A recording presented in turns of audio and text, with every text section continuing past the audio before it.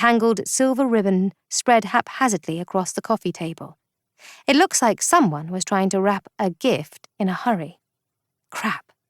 I sag in the doorway, suddenly remembering a conversation I had with Zach on Friday night. He told me that he and Luke were planning on visiting their families this weekend. I was knee-deep in emails about late postage, so I just nodded and then immediately forgotten. I guess the boys are all out tonight, taking their mums for extravagant Mother's Day dinners, like good children.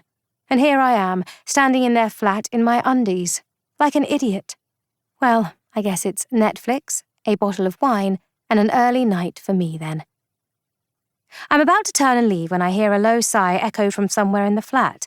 I squint around, suddenly noticing a crack of light outlining Josh's bedroom door. I perk back up. Kicking off my shoes, I pad up to his door and knock. Josh? There's no response. Josh? Can I come in? There's a cut-off sigh, then a hitched breath. It almost sounds like someone crying. Alarm rushes through me, and I shove open the door. Josh is sitting hunched at his desk, his head in his hands. He's wearing a pair of sweatpants and a loose, worn t-shirt with a hole in the sleeve. I'm busy, he intones, not looking up. His voice sounds weirdly choked. I frown, glancing around. The lights are all off. Josh? Why are you sitting in the dark? He doesn't move. His shoulders are heaving, with uneven breaths. Josh, I said I'm busy, he snaps, his head finally jerking up.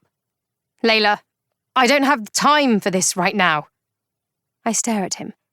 Josh and I have bickered plenty over the last 3 years, but he's never snapped at me before. Josh, I say softly, has something happened? He closes his eyes. I'm sorry, he says immediately. Shit, sorry, Elle. You can come in. He turns back to his laptop. The screen glows, illuminating his face in electric blue. He swallows thickly. I'm sorry, he says again. I pause, then step inside the room, looking around. I've never been inside Josh's bedroom before. He's a lot more private than Zach and Luke. So when I stay over, I sleep in their beds instead. I imagined his room to be as pristine and bare as an IKEA catalogue, but it's actually a lot more cluttered than I expected. His double bed is covered with rumpled navy sheets. A handful of colourful festival lanyards are hanging on his door handle, and his walls are dotted with signed convention posters. One entire wall is lined with bookshelves, stuffed with thick-looking books. As I step closer, I realise they're textbooks, with titles like Attachment Theory in Relationships and How to Solve Conflict and Appease the Inner Child. I point at them. Hang on, do you actually know what you're doing? He follows my gaze, running a hand through his ruffled hair.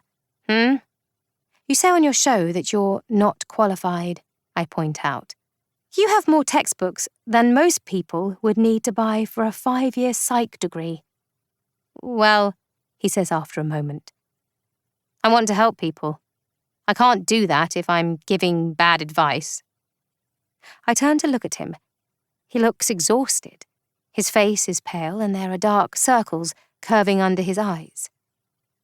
You really care about this, don't you? What? The show. I assumed you were more focused on the business side. You're usually so busy with emails and finances and marketing. I tilt my head, studying him. But you're not, are you? You care about the listeners. You want them to improve their lives. He doesn't say anything, his lips thinning. Everything starts to fall into place. No wonder Josh is so emotionally invested in the show succeeding. And no wonder he's so adamant about impressing Buzztone. If he were doing 3 single guys for money, the boys would have gone solo a long time ago. But he wants the marketing reach a production company can give him. He wants to reach people. I'm pretty sure Zach just does the podcast for fun. Luke is a teacher at heart, so of course he likes giving advice. But Josh actually cares about helping people. My heart thuds. I cross the room and cup his cheeks, stroking my thumbs over his cheekbones. His eyes flicker shut. "What are you working on?" I ask. "Just going through some emails." I glance over his shoulder at his laptop screen. As usual, his inbox is overflowing. I scan the subject lines. "My wife wants to get a divorce. I'm still so in love with her. I want my parents to come to my wedding, but they don't believe in gay marriage. I just found out my husband got a vasectomy and didn't tell me. I can't stop crying. I've been trying to have a baby for years. Is this the end?" Josh is drafting a reply to that one in another window. "Hello. I'm so sorry to hear what you're going through. I can't imagine the pain you're in. We won't be able to address this on the show, as our advice segments for the next few weeks are full. But I thought I'd message you privately with some suggestions on how to address your relationship and a few recommended resources." It suddenly hits me that he has to do this every single day. Every day, hundreds of people are messaging him, unloading on him, begging him for help. And he tries to help every single one of them. Even the emails he can't read aloud on the podcast, he answers privately. It must be exhausting. I lean over him and shut the laptop. "You don't need to do this now." "Our numbers are up," he says dully.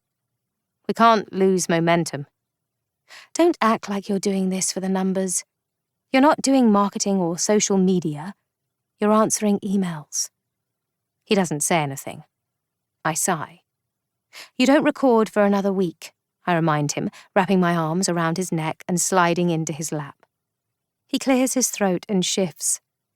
"No, but these people can't wait another week. They have problems now." "They'll cope. You're a podcast host, not a mental health professional. I just need—" I cut him off. "No, you're shaking, Josh. Look." Chapter 43. I lift one of his trembling hands. He stares at it